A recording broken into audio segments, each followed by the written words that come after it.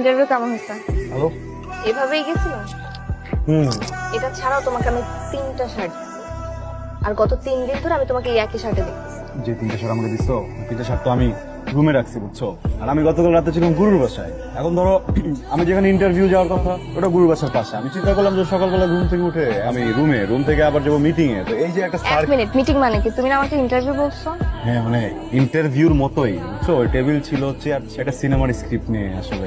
আবারও ফিল্মের স্ক্রিপ্ট? যাই হোক, কিন্তু একটা প্রেজেন্টেশনের তো ব্যাপার আছে। তুমি এই শার্টটা পরে কেন গেছো?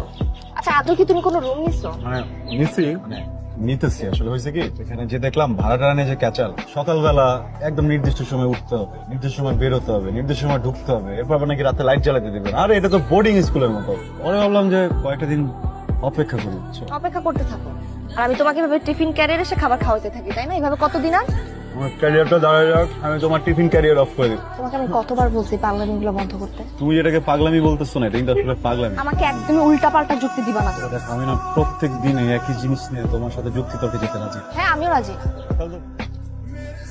আরে খাবার নিয়ে যাও, ভালো কথা পানি দিয়ে যাও, হাত ধুয়ে দিয়ে রিপা।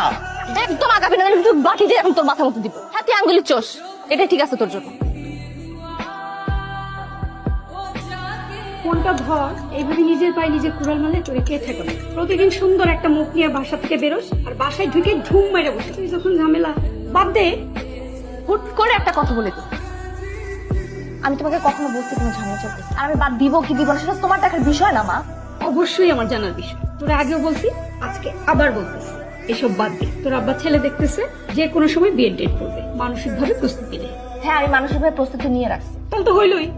শোনো মা, তোমারটা যদি তানজিমের ব্যাপারে এত অ্যালার্জি থাকে, তাহলে আমি আর তানজিমকে জাস্ট পালাই যাবো। পালাই যাবে মানে কই পালাই যাবে? ও তোরে কই নিয়ে যাবে? তোর একদিনের খরচ জোগাড় করার ক্ষমতা আমার আছে? চাল চুলোহীন একটা ছেলের পিছনে খামোখাই সময় নষ্ট। বাবার কি ছিল? তুমি তার জন্য ওয়েট করো না? আর ওয়েট করে যখন বিয়ে করছো, তুমি সুখে নাই, আমরা ভালো নাই? ও করবে। মা, ও ঢাকা ইউনিভার্সিটি থেকে মাস্টার্স কমপ্লিট করা একটা ছিল, অবশ্যই ভালো কিছু করবে। আর ততদিন পর্যন্ত আমি মানা নিব, তুমি টেনশন করো না। মানায় নিবা?